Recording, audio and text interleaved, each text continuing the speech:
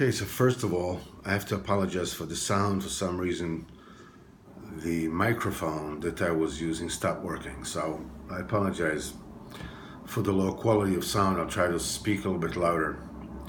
I want to talk about the Maisa of the seven beggars. If you recall, two children were lost in the forest, and they are met there by seven beggars, each one with, a more terrible affliction, blind one, deaf one, so forth and so on.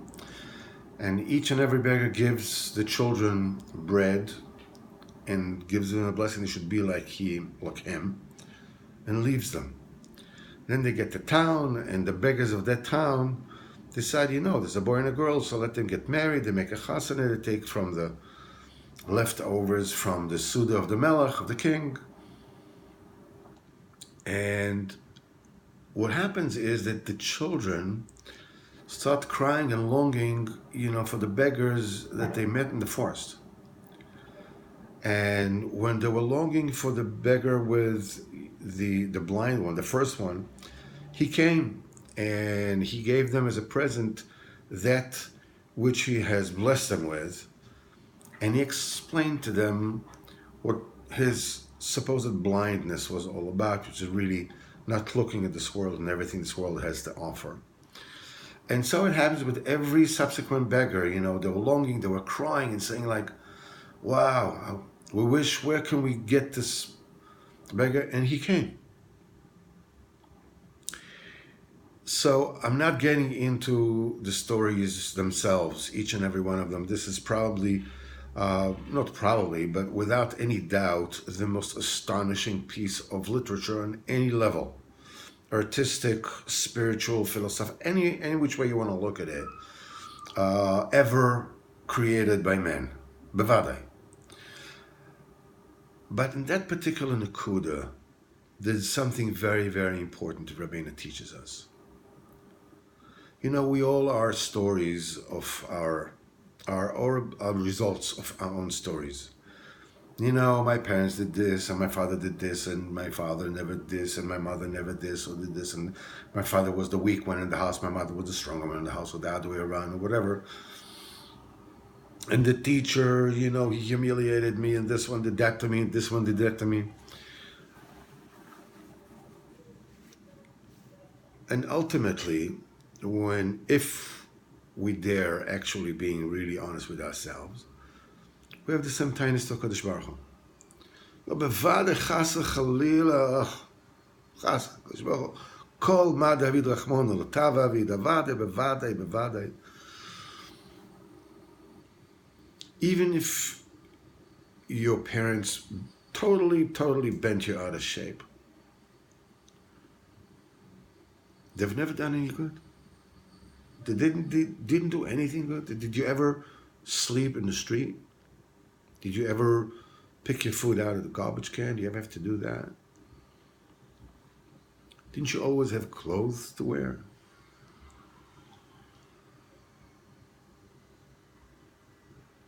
Hakora Satov. Rabbeinu teaches us that's the key to Iskarvus Letzadikim. That's really the key to getting close to anyone. What about your wife? What about children? Your wife, she puts you down, she argues with you, she does this, she does that, and then this is wrong and that is wrong. She's never done anything good. She doesn't do anything good on a day-to-day basis. Anything, look for it. Hakora Satov, when you start looking, what can I thank? Thank you for cooking. Thank you for cleaning.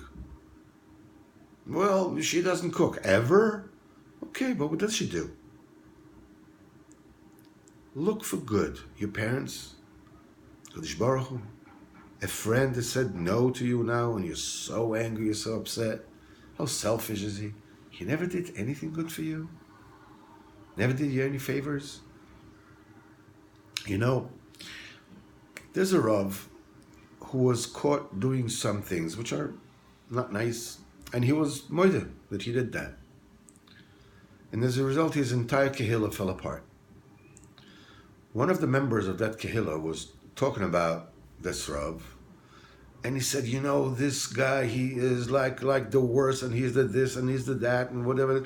And a friend of mine asked him, that Rav has never done anything good for you, ever? He even paid you a salary. He was never giving you any chayes, nothing. You never got anything from him. No, you want that perfection, this idea of this ideal, total, complete tzaddik, and that cracked, that broke down. Okay. But he never did anything good for you? Nothing? It is a koras hatov. The beggars each, they gave him bread, then they left them. They left children, literally babes in the woods. You know how the children could be resentful? How could you do this to me? He said, we're just little children. You leave us like that in the woods? What happened? Wolves would come, bear would come.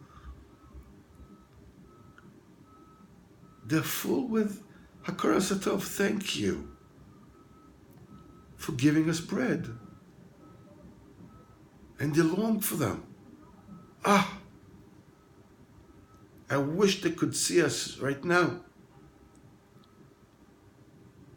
I wish we could do something. If only we could see them now. We're getting married.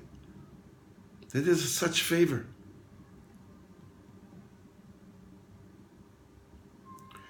As we're preparing ourselves to go to Umav Rosh Hashanah, it's time to do a little stock. Take a little stock. Let's go ahead and make his better say, first of all, thank you to HaKadosh Baruch Hu. And say, Ribono Shel Olam, I know I'm not going to admit this to anybody. I'm not whatever, but, I'm full of resentments. And I'm embarrassed, but thank you for everything. Thank you for every breath that I'm taking. Then turn to your wife. Thank you so much. It's incredible dinner. You cooked for me. A good guest, what does he say? He says, Kol Torach Balabais, everything that the Balabais told is for me. What does a bad guest say? He says, so he just added another plate. There's another piece of meat. He did it all for himself. He didn't do it for me. That's a bad guess. A good guess says, no. My wife, everything she cooked for me. She cleaned the house. She did it all for me. Yeah, of course she took care of the children. She did this, she did that. But she did it all for me. Thank you. My parents, yes, they hurt me. They did this. They bent me out of shape, whatever it is. But did you ever have to sleep in the street? Did you ever pass a day without eating? What is it they give you? Say thank you. Be a koras hatov, not to be kfui tova. This is the biggest impediment to getting close to tzaddikim and close to the coronation of HaKadosh Baruch Hu this coming Rosh Hashanah, any Rosh Hashanah. Because Rosh Hashanah is when the world begins. The world ends and begins. The world exists for 365 days, and that's it, no more. Then it begins again. It begins beyond time, then in time, and then the two are interconnected. The beyond time is the Tkiya, the in time is, the Trua that has three voices, which is past, present, and future.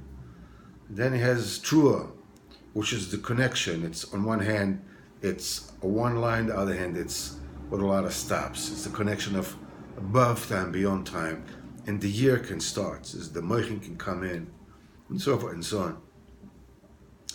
It all starts with a koras hatov, a gewaltige Zach. We passed this year.